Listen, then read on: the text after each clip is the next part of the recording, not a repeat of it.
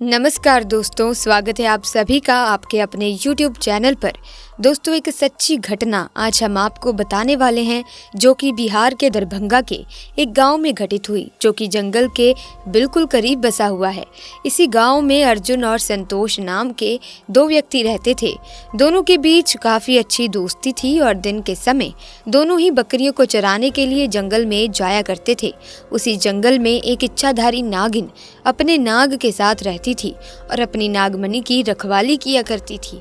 एक बार संतोष की एक बकरी घने जंगल में चली गई तो संतोष ने अर्जुन से कहा कि तुम आज मेरी बाकी बकरियों को लेकर घर वापस चले जाओ और मैं अपनी इस बकरी को जंगल के अंदर से ढूंढ कर वापस आता हूँ, जो शायद जंगल में थोड़ा अंदर चली गई है। उधर नागिन भी अपना भेष बदलकर तथा मनुष्य रूप धारण कर नाग को नागमणि की रक्षा के लिए छोड़ गांव के भ्रमण के लिए निकली हुई थी। जब संतोष अपनी बकरी को ढूंढते हुए उस जंगल में पहुंचा तो पेड़ के नीचे बने बिल से उसे तेज रोशनी आती हुई दिखाई दी। उसे लगा कि कोई कीमती हीरा या फिर कोई आभूषण उसके नीचे छुपा है, तो उसने उसी पेड़ की टहनी को तोड़ा और एक बड़ा सा डंडा बना लिया और उस बिल को जोर जोर से मार कर तोड़ने लगा। तभी उस बिल को तोड़ते समय संतोष बहुत तेजी से डंडे से वार कर रहा था, जिसमें से दो चोट नाग के बिल के अंदर मौजूद नाग पर लग गई और नाग ने उसी समय अपना दम तोड़ दिया। जब संतोष ने मरे हुए नाग को देखा और उसके पास तेज चमकती हुई मणि को देखा तो वो समझ गया कि वो चमकती हुई चीज और कुछ नहीं बल्कि एक नागमणि है। उसने पहले नाग को डंडे से हिलाया और ये सुनिश्चित किया कि नाग मर गया है या फिर जिंदा है। फिर उसने जब इस बात को पक्का कर लिया कि नाग मर गया है तो उसने अपनी जेब से रुमाल निकालकर उसके अंदर उस नागमणि को रख लिया और भागता हुआ तेजी से घर को निकल गया और ये भी भूल गया कि वो जंगल में अपनी बकरी को ढूंढने आया था और वो बकरी अभी भी जंगल में ही रह गई है। इधर जब नागिन वापस अपने बिल की तरफ लौटी तो जैसे ही उसने नागमणि गायब पाई और अपने नाग को मरा हुआ देखा तो वो गुस्से से आग बबूला हो गई। उसने अपनी शक्ति से नाग की आंखों में ये देख लिया कि उसके नाग का कातिल कौन है। संतोष ने अब एक बहुत बड़ी गलती कर दी थी।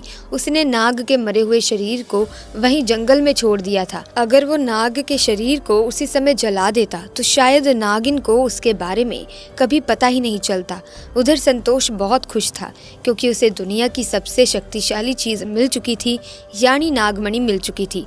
संतोष जब घर पहुंचा तो सबसे पहले उसने नागमणि अपने हाथ में पकड़ी और इच्छा जाहिर की कि जंगल में जो बकरी खो गई है उसे वापस से मिल जाए। तो दोस्तों, चमत्कार ऐसा हुआ कि अगले ही पल वो बकरी उसके घर के दरवाजे के बाहर खड़ी थी। संतोष ये सब देखकर बहुत खुश हो गया। उसने नागमणि की सहायता से अपने घर को ही बदल दिया और अब गांव का सबसे अमीर इंसान बन चुका था, और वो भी केवल और केवल नागमणि की मदद से। उधर नागिन अपने नाग की मृत्यु का बदला लेने के लिए आग बबूला हो रही थी, परंतु वो विवश थी क्योंकि संतोष के पास नागमणि थी और वो तब तक संतोष को नुकसान नहीं पहुंचा सकती थी जब तक उसके पास वो नागमणि मौजूद है। दोस्तों, कहते हैं कि इच्छाधारी नागिन बगैर नागमणि के भी कोई भी रूप धारण कर सकती है।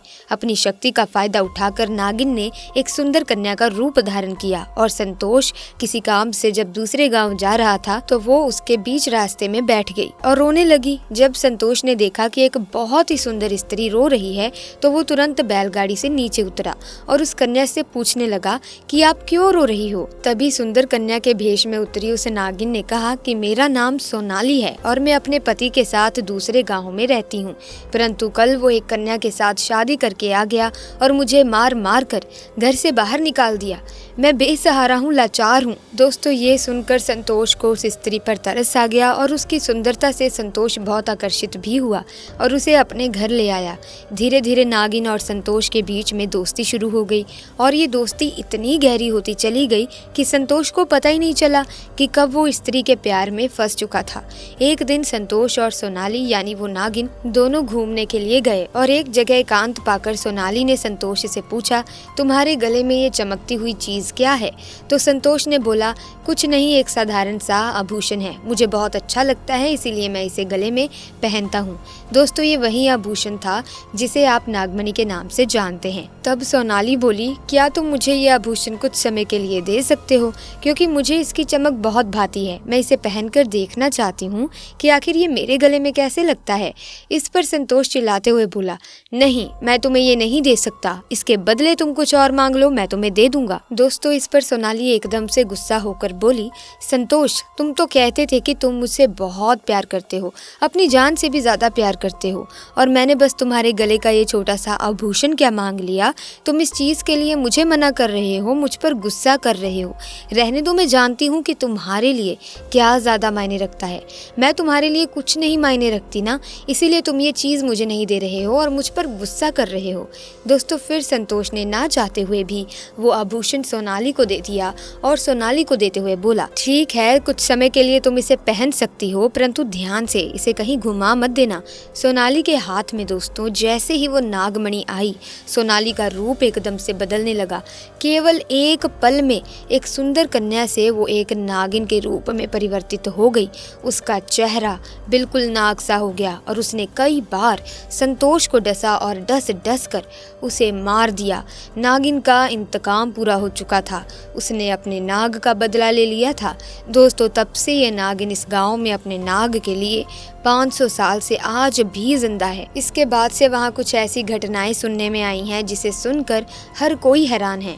वहाँ के स्थानीय लोगों का कहना है कि उन्होंने एक नागिन को महादेव की पूजा करते देखा है और इसके बाद अचानक वो नागिन कहाँ गायब हो जाती है ये किसी को भी नहीं मालूम। जब इस बारे में गांव के मंदिर के पुजारी जी से बात की गई तो मंदिर के पुजारी का कहना है कि अपने नाग की मौत के बाद से ही नागिन भयंकर रूप धारण करके अपने नाग को ढूंढ रही है और जिस तरह से पिछले 500 सालों से महादेव की पूजा करती थी, आज भी वही करती आ रही है। नागिन इस मंदिर में आती है और भगवान शिव से अपनी प्रार्थना कर बिना किसी को नुकसान पहुंचाए चली जाती है। आज भी लोग कहते हैं कि तकरीबन 500 साल से ये नागिन इस मंदिर में आ रही है। इसी के साथ दोस्तों, कभी भी एक नागिन के नाग को नहीं मारना चाहिए और साथ ही नागिन के नागमणि को तो भूल कर भी छूना नहीं चाहिए, अन्यथा वो नागिन 7 जन्मों तक उस व्यक्ति का पीछा नहीं छोड़ती। दोस्तों, हर एक इच्छाधारी नागिन के पास उसकी नागमणि जरूर होती है। कहते हैं कि जब स्वाति नक्षत्र की पहली बारिश होती है तो उसकी पहली बूंद अगर कोबरा सांप के मुंह में चली जाए तो वो सांप अपने मुंह में नागमणि उत्पन्न करता है। जब एक सांप नागमणि पा लेता है उसमें कई सारी शक्तियां आ जाती हैं, जैसे कि नाग का मनुष्य रूप धारण करना, मनचाही जगह पर पलक झपकते ही पहुंच जाना, अपना आकार कितना भी बड़ा कर देना और कितना भी छोटा हो जाना। ये सभी शक्तियां उसके पास आ जाती हैं। ऐसे में दोस्तों, आपको ये घटना कैसी लगी? अगर घटना अच्छी लगी तो महादेव के भक्त कमेंट सेक्शन में हर हर महादेव जरूर लिखना। साथ ही वीडियो को लाइक और शेयर करना ना भूलें। चैनल को सब्सक्राइब कर लें और बेल आइकन को प्रेस कर दें ताकि नए वीडियोस की अपडेट आपको मिलती रहे।